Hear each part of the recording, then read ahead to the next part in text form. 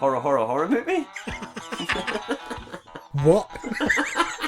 Let's make a horror movie? I wonder what we'll be like then. Brains in jars, I'm going to guess. We're a long way for God now, son. Slowly Coming out of his mouth.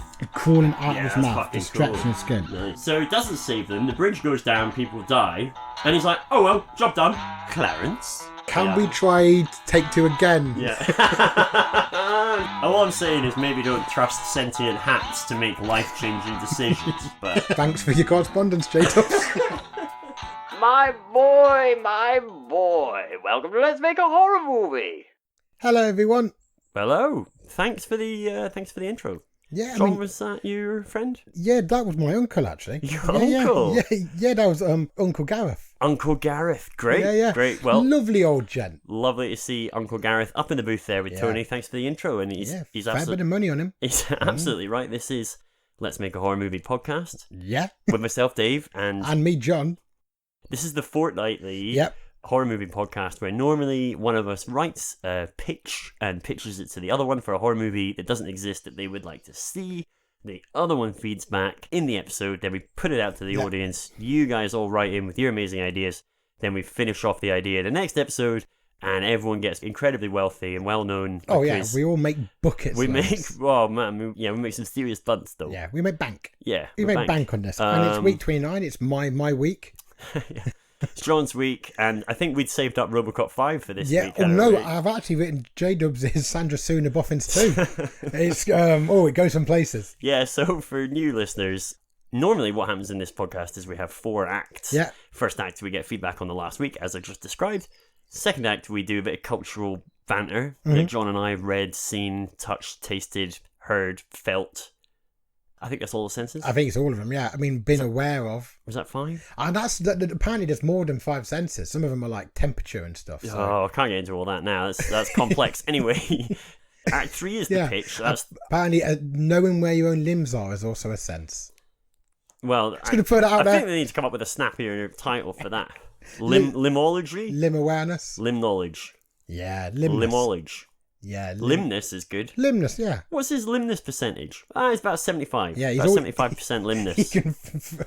he can do both arms and a leg. The other leg, no idea. No idea where that is. Ghost limb syndrome. It is actually still there. He just Yeah, is not aware of it. But he's at always all. hopping. He doesn't even need to. Classic limbless. Yeah. So anyway, the third act normally is the pitch. So Yep. that's the sort of meaty, lovely, tasty part where Yeah, everyone yeah. gets very excited and It's- Netflix are on yeah. the phone. We're fucking hanging up Yeah. the phone. It's a real heady broth. God, yeah, I have to turn off my mobile because I keep getting so many calls Yeah. for producers and so on. Just trying to get hold Stephen of us. King's furiously taking notes as per usual. And then the fourth act is a bit more of basically everything you've just heard, but Yeah. stupider. But this is a bit of a different episode, John. Is it? It is. Once more. How so? Well, I mean, I've got a pitch here all ready to go, mate. Locked yeah. and loaded. What was it called, this one? Sandra Sooner Boffins Oh, it 2. was Sandra Sooner Yeah. I Boffins mean, because 2. if you remember last time, I do. I had RoboCop 5 and we couldn't do it because of something. Something happened. And I binned it. Yeah. But this one, I spent ages on this one, mate. Well, Can't wait for it. I mean, I hate to be the bearer of questionable news because I Yeah. don't think that this is not bad news. Okay, go on. Any way you spin this Yeah. is good news. Fire away. Just not so much for you this Okay. week. Instead of doing our normal podcast, Okay. we're going one better. Ooh. We've had the good fortune Yeah. of meeting and interviewing Sir Dominic Brunt. Oh, was that being taped? So, What? From a few weeks ago? yeah, I tend to record everything I do Wow. wherever I go. Oh, do you know what? So I was thinking after we did that. I should hear this. This is brilliant. this big thing I carry around on my shoulder that looks much like a video camera, Yeah. that also does audio. What I don't know your new phone, mate. I pass it off as just a sort of affectation of my Yeah. character. I do, but alongside the top Yeah. hat, the pink feather, Sword cane. and the sword cane. And then a huge contraption. I fucking won't go anywhere without the sword cane, Oh, John. God, I'll be you honest with you. can't these Especially now, days. you can't. It's too dangerous It really nowadays. is, You yeah. just sword cane is definitely the way forward. Every gentleman should have one, and every gentlewoman should as well. Anyway, getting slightly off topic, we interviewed Sir Dominic Brunt. Obviously, I'm giving him his knighthood. It's what is due. I'm anticipating the Queen's whim. I Yep. think by You always so are. it's not really. It's not inaccurate. Yeah. It's just not yet come to pass. Yes. Honestly, he is one of the stalwarts of the British horror scene. I'm really going to go is. with British horror renaissance man. Does that Yeah, does I that like that. work? Yeah. Because Dominic Brunt, for those who don't know, is not only an actor and a producer. Yeah, he's Paddy on Emmerdale. Paddy on Emmerdale for 23 odd years, I think now, which is a long fucking time. He's one half of Mitchell-Brunt Productions. Yeah, made some amazing films. And he's directed 3 movies that we discussed with him today. Yep. If you will. Yeah. Just come along on this magical ride today, with us. It's wink. Dominic Brunt movies that you need to watch before you... I mean, you can listen to the interview and you'll get a load out of it because he's a wonderful guest, and obviously we're charming as all hell. Oh, God, yeah. But, if you've got the scope, you need to go and watch Before Dawn. Mm-hmm. Available on Amazon Video. It is available on Prime, Amazon Video, 2013. Bait, 2014. Also on Amazon Video. Also available on Amazon. I think Bait is genuinely a British horror masterpiece. Yeah. I think the story that he tells in it is fairly universal, but the film is, but it's couched in such British sensibilities and so uniquely British in the way it's told and framed. There's none better that I've seen yet. I would completely agree. Everyone who's watched it at my behest has absolutely loved it. It's definitely horror in its content, but it's quite an accessible setup. There isn't any supernatural stuff. There's no sort of like monsters in the old-fashioned sense, but it's a fantastic piece of work. Yeah, word of warning though, because obviously we are open to sort of non-horror aficionados too. So if you're a non-horror aficionado, Bait is it can be quite grueling. It goes full on, It's quite grueling, but it's fucking brilliant. Yeah. And also 2017's Attack of the Adult Babies. Also very good. Really real fun movie. I thought you were going to say also available on Amazon Prime, but I don't know if it is. It's not. But really, really fun movie. Leans into more of a kind of farcical sort of... goes more surreal, I suppose. Definitely, But a trio of wonderful films and, frankly, a body of wonderful work alongside them. So and a wonderful body. Not only did we have the pleasure of interviewing Dominic Brunt, but also it was on Horror Christmas morning. It was. Fright Fest 2020, the digital version, at the end of August. We interviewed Dominic on the Saturday morning right before we watched The Columnist. We should get into the interview. We really should now. They're probably thinking, is this it? And do we ever allow Dom to speak? He's been here the whole time. Yeah. Sorry. Yeah, he's been here the whole time with Tony in the booth. And this is all his intro. Was it Gareth? I need to check. Yes, Gareth. And how's Crowdev? Oh, we'll get into that later. We'll get into that later. Yeah. So get involved. Here comes our chat with Dominic. Enjoy. Yeah, enjoy it, everyone. Tony, do you want to cue up the little... Yeah. Oh. All right. Let's do it, Tony. Thank you so much for joining us. Today we're joined by the fantastic director, actor, producer, and one half of Mitchell-Brunt Films, Dominic Brunt, director and indeed producer of such gems as Before Dawn and Bait, and director of Attack of the Adult Babies, as well as producer of the short film show and Inbred, amongst many others. And on top of all that, he's probably one of the best known faces on British TV, having played Paddy Kirk on Emmerdale since '97. Welcome, Dominic. Thank you so much for generously giving us your time today on this horror Christmas morning. Yeah. Oh, thank you very much. Thanks for a kind intro. Thank you. Oh, not at all. We're absolutely delighted to have you on the show. Kicking off then, how's lockdown been treating you? It's been all right. It's been weird, but then strangely, so I wrote a film during lockdown and along with other things, and I've tried lots of times to get things off the ground, and I've got a script that I've been hawking around for years and nobody seems to want it. And then this one that I wrote kind of in 2 weeks, the idea came to me, then I've got the funding for it almost immediately. Wow. So that's been done in September under weird circumstances because of the COVID thing. So the accommodation's been trouble because we've got to keep everybody apart. We've got to get a medic on set. We've got to get a cohort manager to keep everybody 2 meters apart. I've got to do the camera shots with everybody apart. We've got to create bubbles within the people that are working together. So it's an absolute pain in the arse. And it's stretched the budget as well because you've got to have all these extra people on set, and you can't just hire 2 big houses on Airbnb and get everybody in them. Everybody's got to stay separately. So it's trouble, but we're going to do it anyway.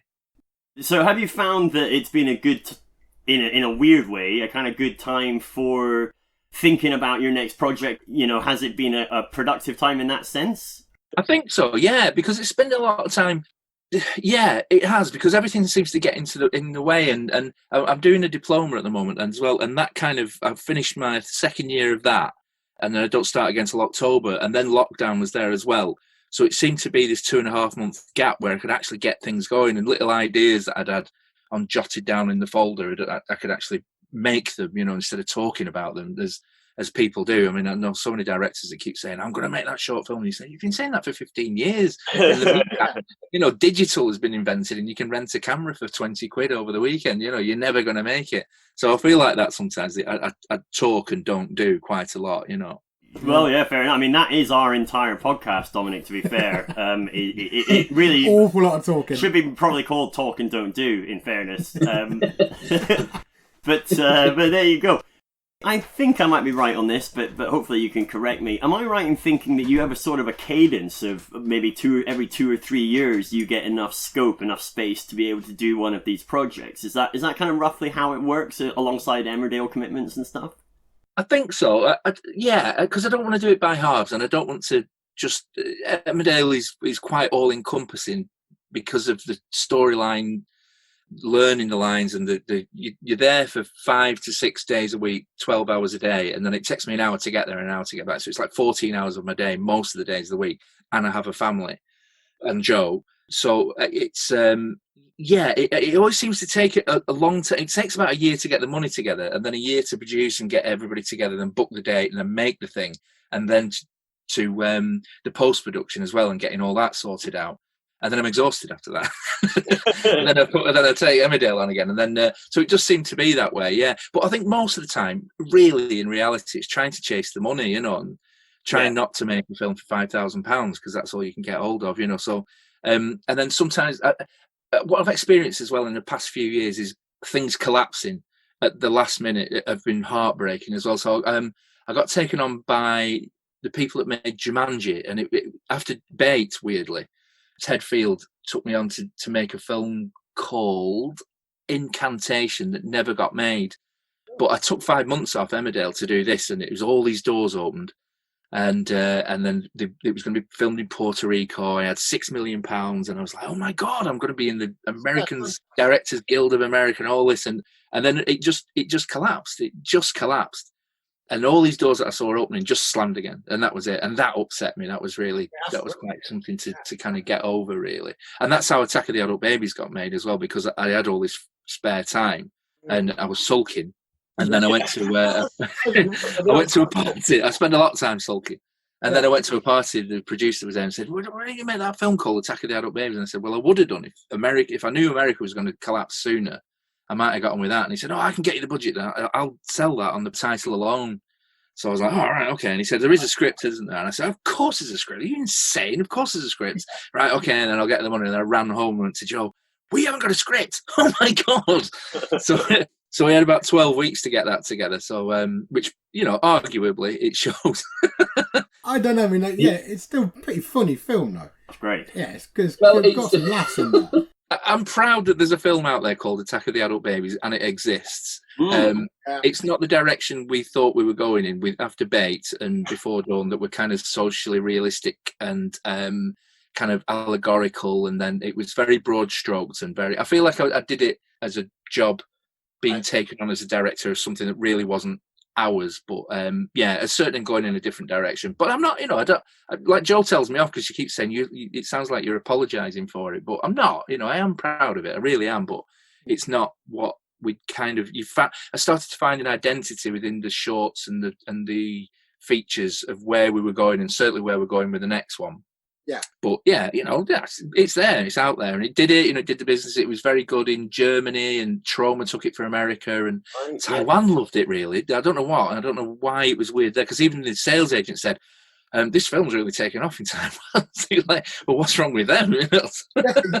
So it did all right, and it got a distribution here as well. So yeah, it was all right. It's okay. Yeah. Since we're talking about it, it feels like in some ways it shares some common ground with Bait, and maybe I'm wrong, but just in terms of the social commentary aspect, I mean, from extraordinarily different directions. Yeah, but it's all kind of quite kind of like angry sort of film. Yeah. In a sense. Yeah, there's a lot of. I am a lefty lover, and I have left leanings. I always have. My parents were nurses and very socialist, and then once the American film collapsed as well, and I had a budget and nobody leaning over my shoulder, I was like, right, fuck it, I'm gonna make this. So there is a lot of anger in there, but you'd have to look for it, I think. And also, I think I think the thought that splatter of any kind would be attractive, and the title would be attractive and would be enough to draw a crowd.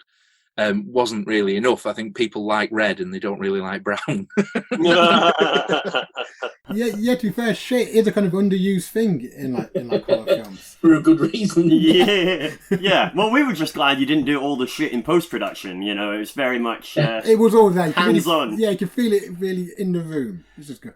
Yeah, well, weirdly, it was just a lovely thing to work on, because bait was like pulling teeth, and we were under the cosh from Metrodome as well, because we had their money, and it was hard work, and there was a fight at the end, you know, to try and get the edit that we wanted, and the budget was constraining, and yet they still wanted to say, and they were kind of on our side, but they wanted a lot for the money.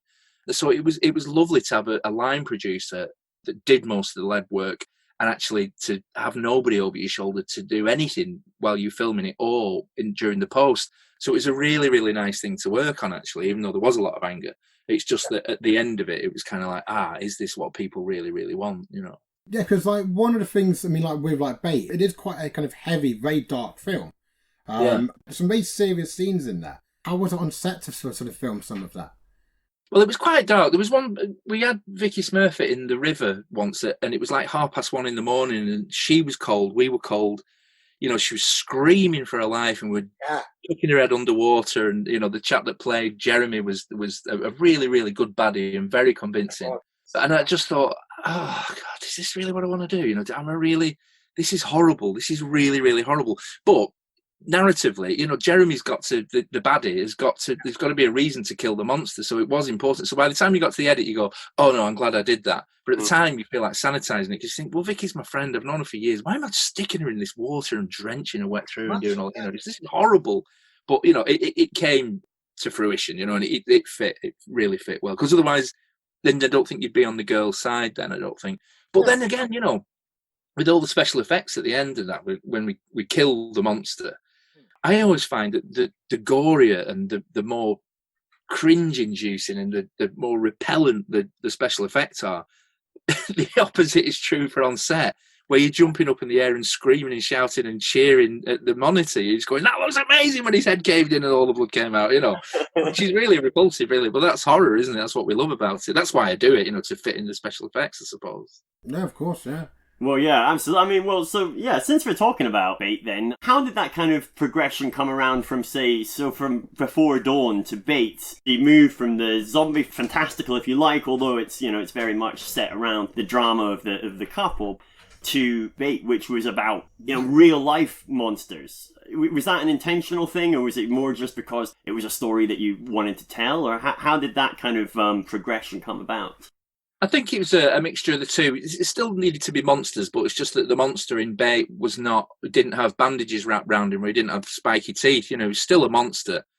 I remember somebody at Fright Fest saying this is more of a thriller and not a horror, and I was like, I just couldn't, I just disagree with that, because I filmed it as a horror, and he is a monster. You know, it's just that he hasn't got a cloak on and he doesn't fly off. You know, there's no paranormal element to it.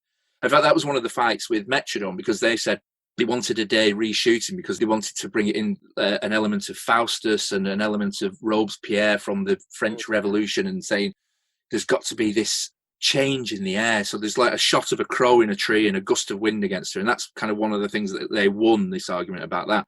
But then I said, look, I had this conversation at the beginning when I gave you the script, that this is about the fact that evil doesn't really exist, that you can get the Sun or the Mirror or the Red Tops that say these people are evil, and you go, well, evil doesn't really exist. When you say evil, you're talking about the paranormal.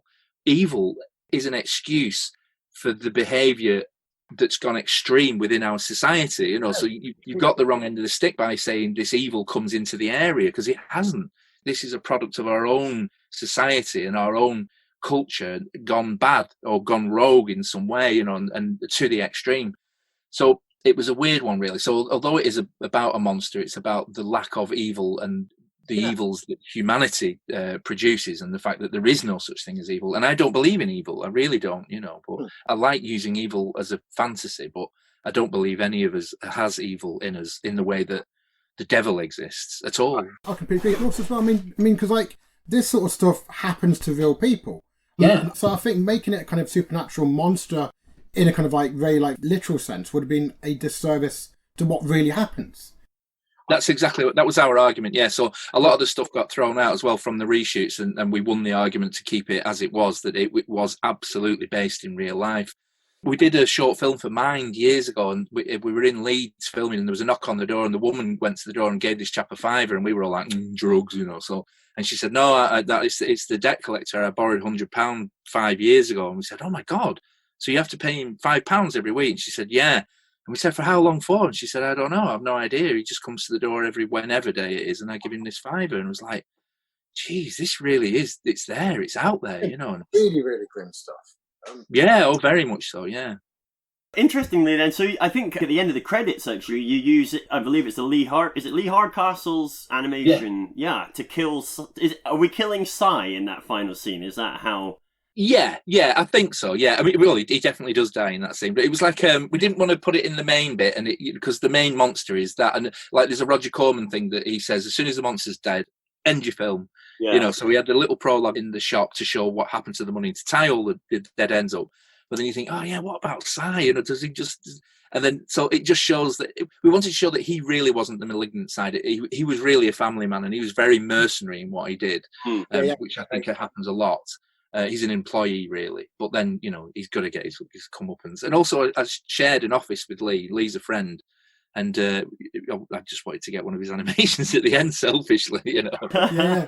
Well, it's great, and I guess you used him again for Attack of the Adult Babies in that sort of final scenes. Yeah, it was cheaper actually than filming that in real life. You know, there's only so far a budget will go when you've got a 35-foot monster in a cellar and a bunch of adult babies to kill and that, you know. So right. Well, let's jump this shark using Lee.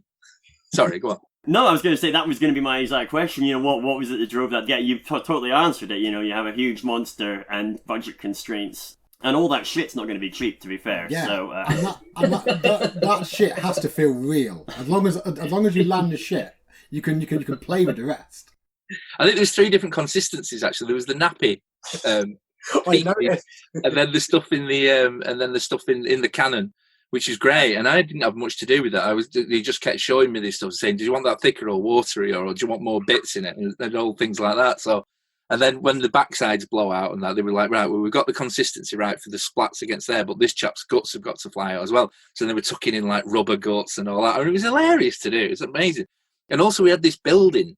It's flats now, but it was a beautiful old red building. And they kept saying, well, you know, you can do what you want in this big hall. So we were like, oh my God, right, we will. And it was a blind institute. And so we threw all this stuff against the wall. And the chap said, you can do what you want, you know, it's going to be changed. But then he came in the room after the day's film and he just went, oh, what have you done? So that was hilarious. And well, what you said. And he was like, I didn't expect this.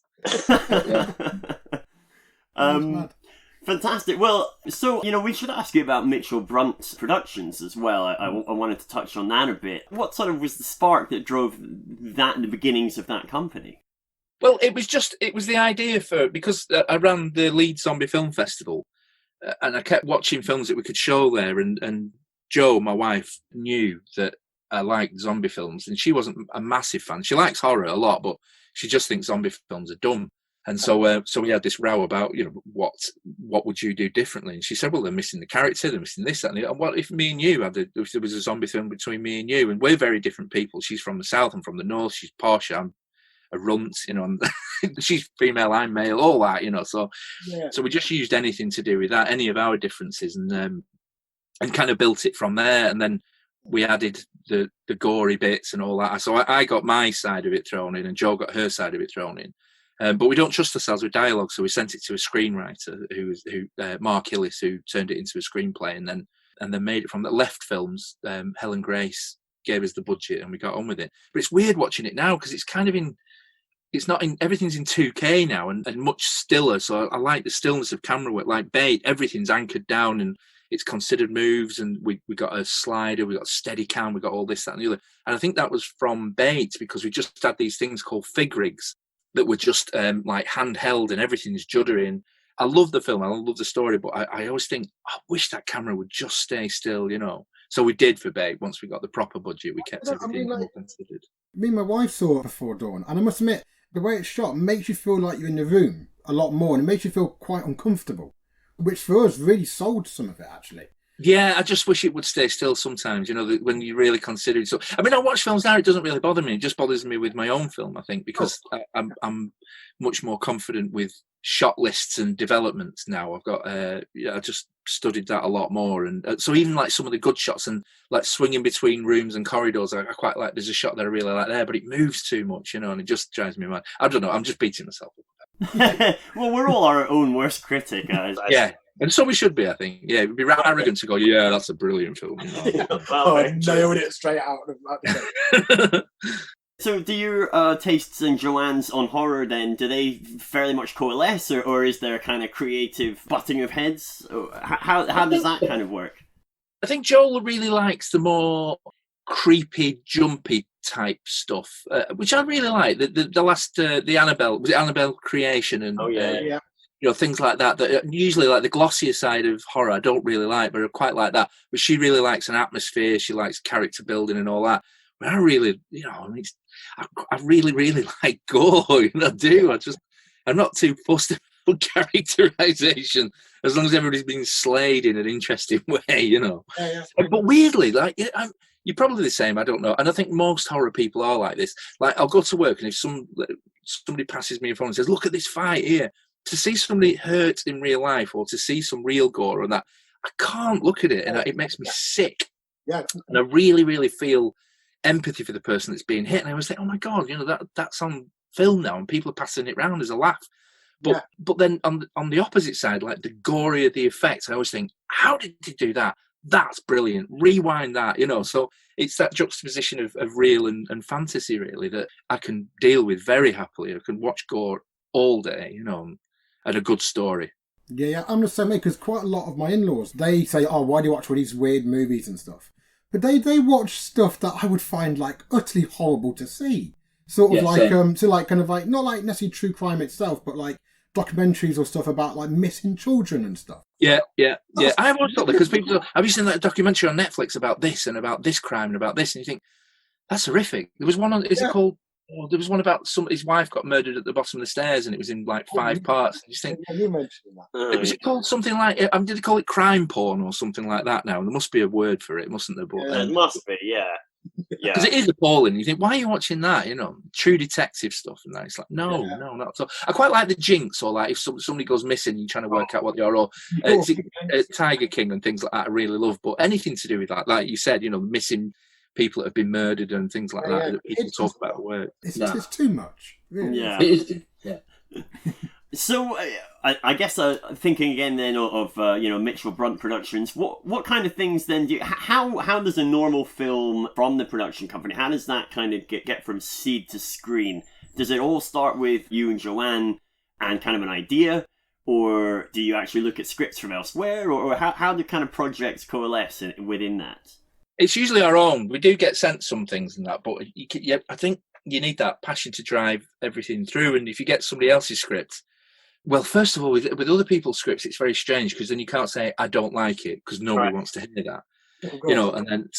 And you don't like anybody else's script as much as your own, because you've got that passion to think, well, I invented that and I did that. So we do use our own stuff, but we've got tons of it, and there's so much stuff that just gets ignored or gets knocked back that you just kind of get used to it, and the good ones rise to the top. But the good ones are not necessarily the ones that you think are the best ones. It's whoever is giving you the money thinks is the most commercially viable, which is another thing. So yeah, we've done that. We've just got things thrown around everywhere, really, and we've still got things in limbo as well. We got the rights to a Jeff Lemire comic called Lost Dogs. And that's been sat there for 2 years trying to be made, and whether it ever will, I think we'll lose the rights quite soon as well. And you're like, that took so much effort. It took us about a year to get the rights from these American lawyers and draw up the contracts, and then it sat there, So I think that's weird as well, because you kind of think, well, HBO are making all these other stuff, and why can't we get this made? It's just odd, and there's no rule to it, there really isn't. Or a little short will fly, somebody will say, I'll pay for that, and I'll just go for that. So yeah, it's odd. It's just unquantifiable, really. And so it kind of sounds like, in some senses, then, funding, I guess, and maybe this is a no-brainer, but is one of, if not the most important, then one of the most important aspects to getting anything off the ground.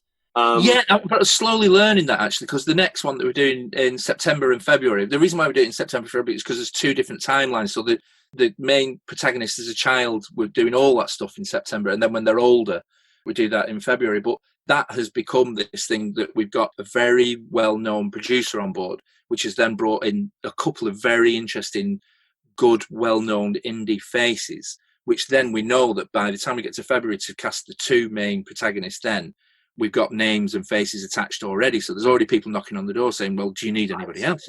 And usually like the agents, like the big agents like Troika and that, you can ring them and they'll say, well, what's the budget and what you're doing? Oh, it's a horror. Oh, right. Okay, well, we'll see. And you never hear from them again. You have to knock on their door. Whereas all of a sudden, if you get all your ducks in a row, they're ringing you saying, would you consider this person for this? And you're like, oh, this is different, So, slow, a hard lesson learned, actually. Yeah, get your cast right, I think. Yeah. That's exciting. Oh, I'm looking forward to that already, just on the little that you've given us there. Great. Yeah. Great. I guess one of the questions that I'd love to know a bit more about, and this is maybe a bit broad, so apologies, but you've produced shorts and movies, and you've directed as well. What kind of aspects of making, your first feature production in hindsight were the most important in retrospect, or ones that maybe perhaps you had under-anticipated as being quite so key? I will never, ever, I never want to produce ever again. I'm a terrible producer, line producer, awful.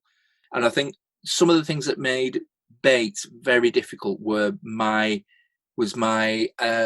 naivety, and I wasn't skilled at that job. And I ended up missing things, and I underestimated the size of the job. Because there's legal things, there's contracts, there's the accounts, and everything has to be done right. Yes, I just want to direct horror films, and of course get false knives going and pumps going, and that that's what I really want to do. So it caused a lot of problems, and I ended up doing a lot of firefighting, which meant that then now it's come to the Psychedelic Babies in the next one. I've managed to get line producers who are paid to do line producing, and so you're kind of expecting these problems, and they go, no, well, anything that needs doing like that, just send me an email and I'll sort it. And you're like, really?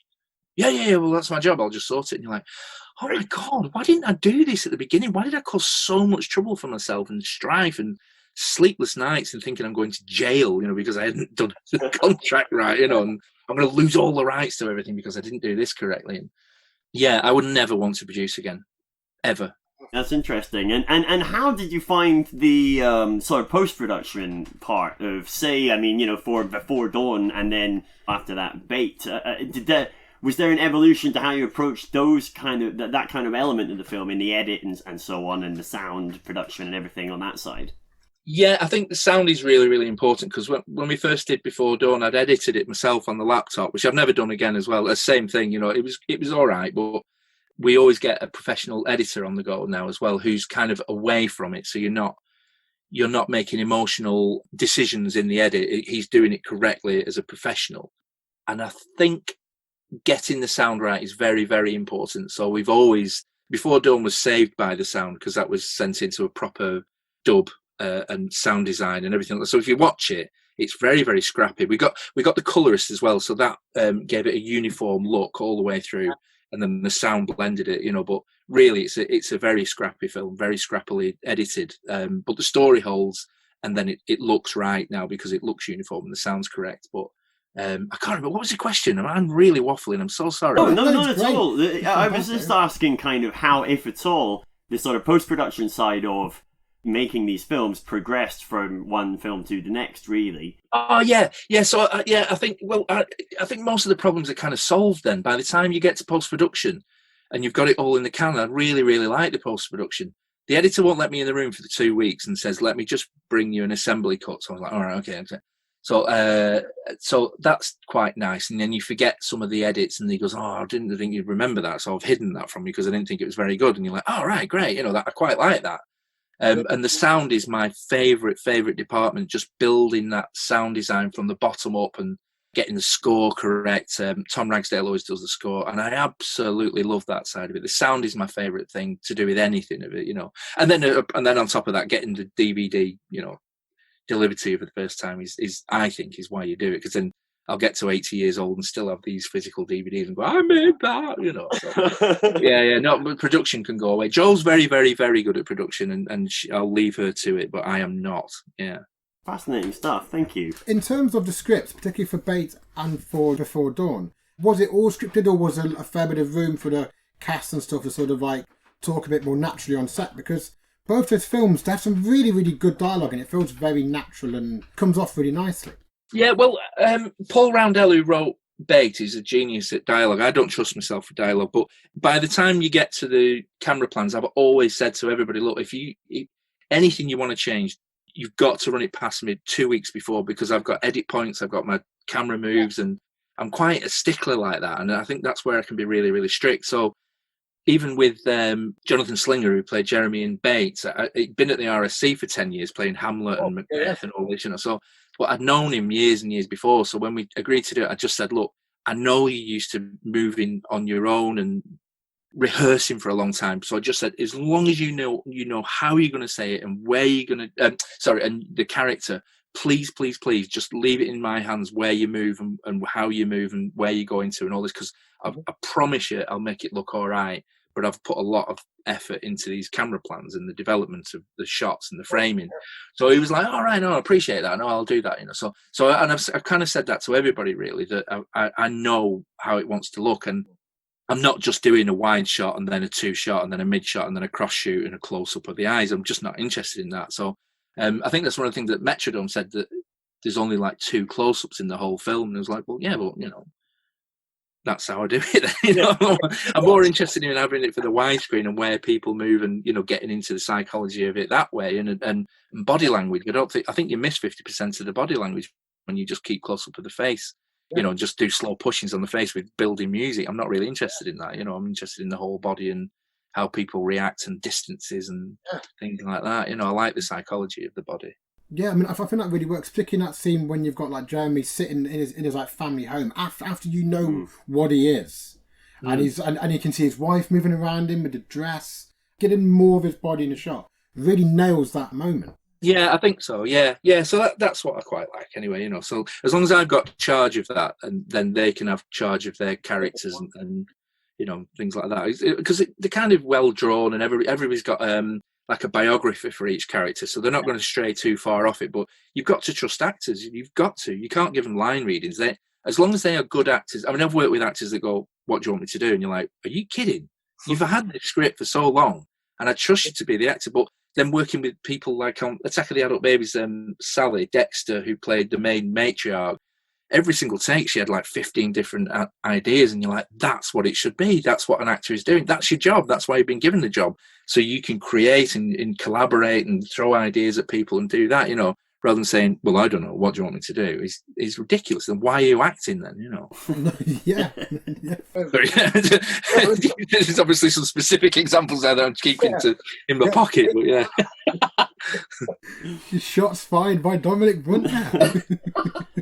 Rant. You've got an extensive television career.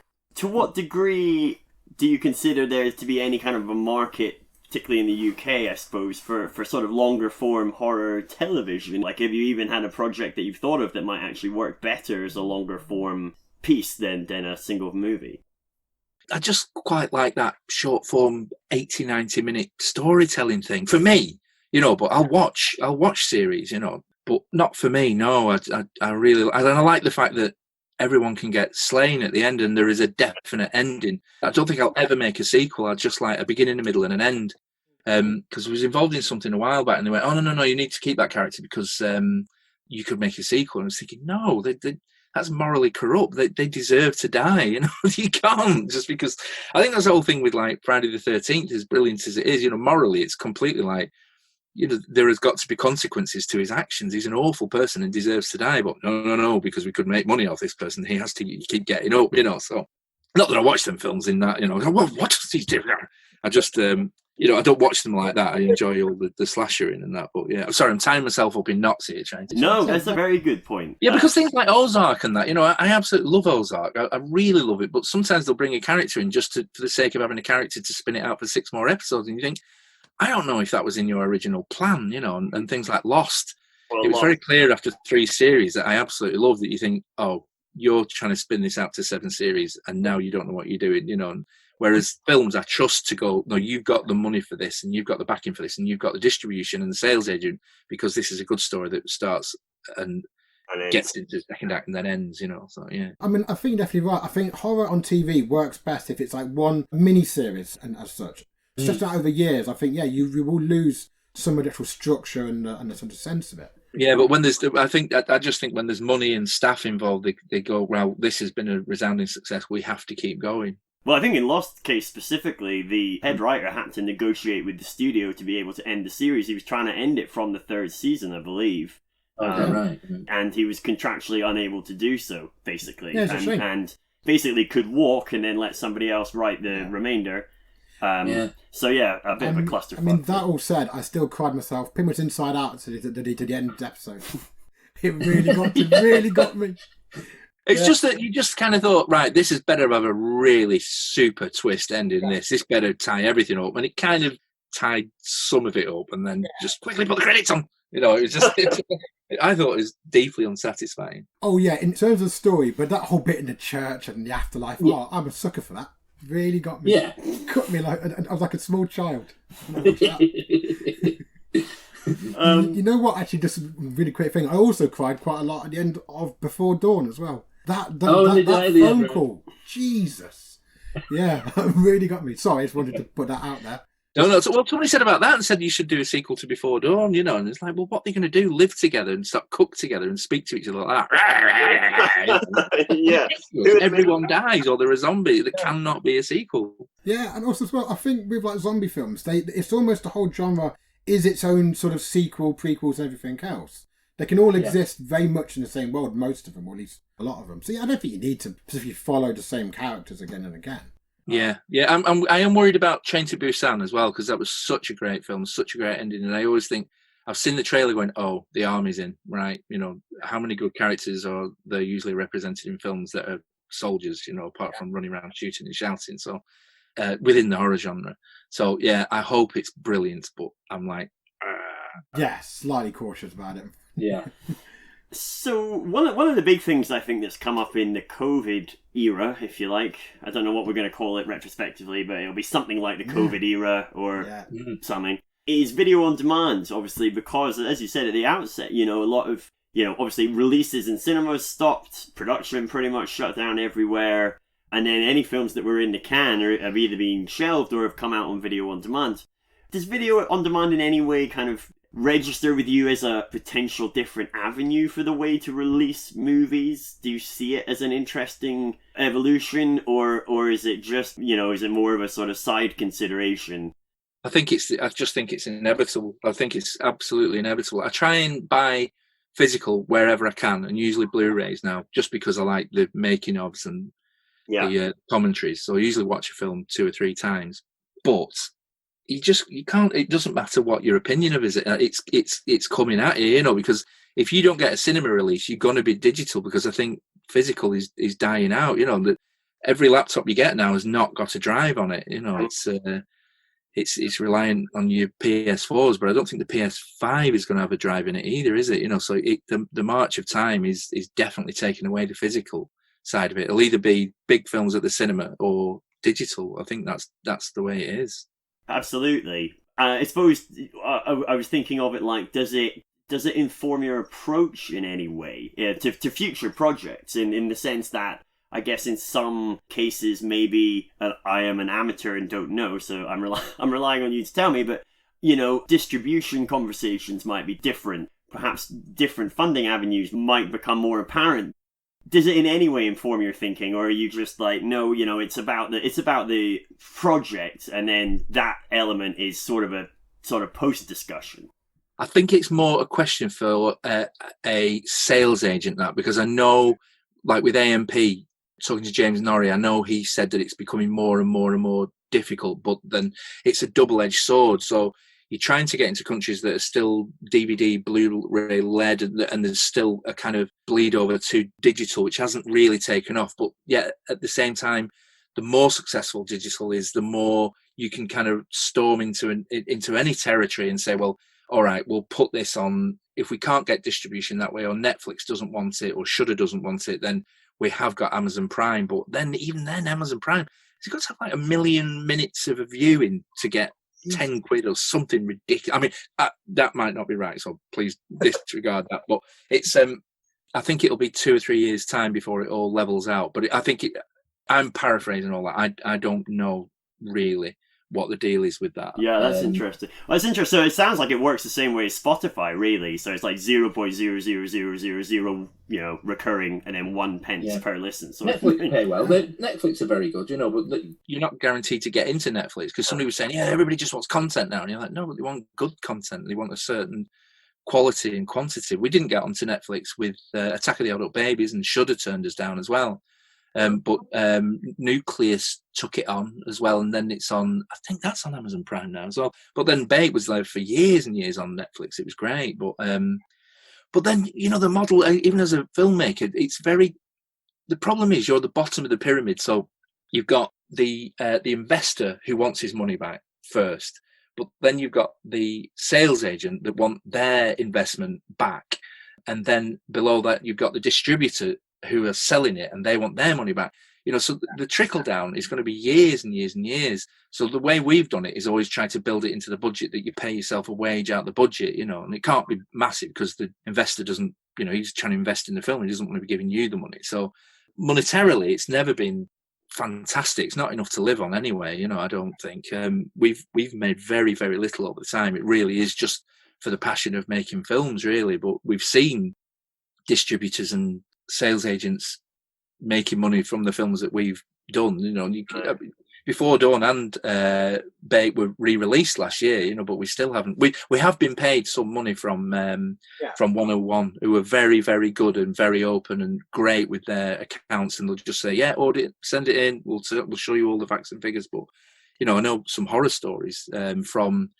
But you can't really name names, can you? Because if it's not true, But I know friends of ours that have sold the height of DVDs through a very well-known company, sold like 200,000 copies of a film and didn't make a penny. And you think, well, how can that be right? But the money has to go back up the chain from the distributor to the sales agent to the investor. And still it just goes poof and it's gone. So that's awful. I think I'm mostly out of my specific questions. I could keep asking you questions about your movies because we love them. I've got a load of questions about those specifics because they're fantastic. But we'd be here for days. We would, and we only got 45 minutes before Fright Fest kicks off again for today, and it would be remiss of us to risk missing that. So, on your behalf, well, you got. That's the weird thing about not being at Fright Fest for physically, because you can't. Like sometimes. There's a buzz about certain films, or somebody will say, "Oh, have you seen that one? That was great." And so you'll try and catch the repeat of it, or the one later on, and that, and there's a build up, and but I've no idea what.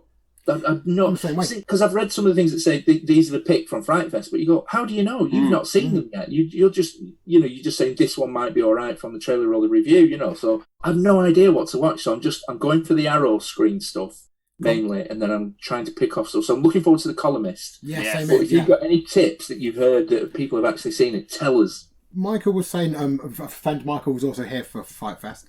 You can't see him; he's out of shot and being silent. Hidden with the dog. Yeah, he's doing very well. Managing the dog. Yeah. There's a whole lot of animals trotting around here that I've kept to You one like side. Dr. fucking. Wrangler. Yeah.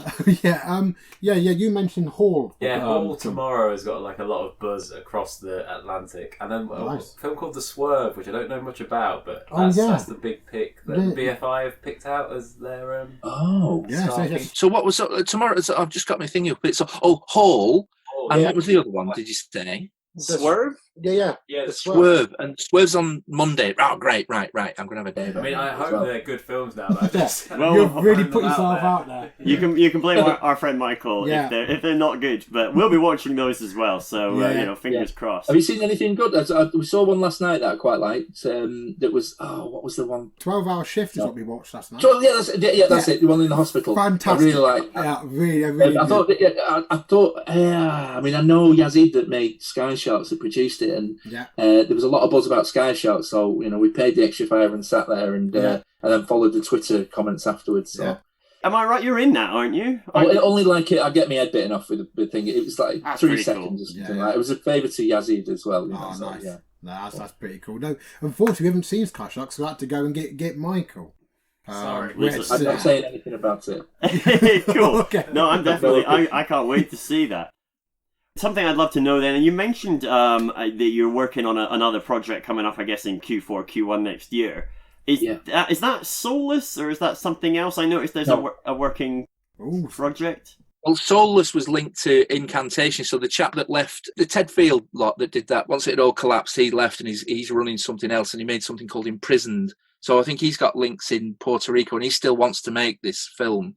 So it keeps cropping its head up, and I think he's put it on IMDb as well. But I just keep saying, look, if you get the budget, then give me a ring. But I can't go through that heartache again. I'm certainly not taking any more time off work on the say-so of a film ever again, unless the budget is shown me on a piece of paper, you know. But even like with Incantation, they said, well, what can go wrong? Ted Field's worth £1.2 billion. It's not going to collapse, is it? And then you go, oh, it's collapsed. Yeah. Oh, yeah. It couldn't possibly happen, could it? That's the phrase you never want to hear. They're just too big to fail. You're too big to fail, yeah. And so the film you are working on then, when do you expect that to, when do you anticipate that will be getting a release? Is that sort of a year away? Well, it'll be finished by March. We'll certainly finish filming by the second week of March, and then we just got to put it into post-production then, and hopefully ready for the festival season, which kind of starts earlier every year, doesn't it? But kind of August through to October, November is like the festival season. So yeah, but I'm really, really, really looking into that. There's some great monster effects, and it's all kind of like set on by the sea, and there's underwater stuff as well, and boats, and 3 different timelines. It goes from like 1800s through to modern time, and it's I can't wait to do it. It's a really, really great story. Yeah. That does sound fantastic. Would you be happy to come back on when it comes out and have a bit of a chat about Possible. it? Anytime, yeah. Oh, yeah, amazing. Yeah, it's an honour to be here now. I love it. Thank you so much for asking me. Thank you so much. Thank you. No, not at all. I mean, as I say, we're so delighted to just have the option to chat to you, Dom. It's been an absolute pleasure. Yeah. As we both said, we love your movies. We love everything you do, and we just keep hope that you and Joanne and Mitchell-Brunt Productions just keeps going from strength to strength. Yeah. So, thank you. Thanks again for taking the time, and I think we're good, and we can start prepping for Horror Christmas. Yeah. Yes, I'm going to get some popcorn, and I'm going to go and watch The Columnist and see if that's any good as well. Yeah. Same here. Brilliant. Thank you so much. Thanks for your time, chaps. Thank you. Welcome back. Hope you enjoyed that. Yeah, that was fun, wasn't it? Sir Dominic Brunt. Yep. In LMAHMpod Studios, albeit digitally. Very exciting it was. Super duper stuff. Again, thank you, Dominic. Really kind of you to give us your time, and everybody else, go and buy and pay for those movies. They're worth it. You'll be happy with it. They're great. You'll really enjoy them and you won't regret it.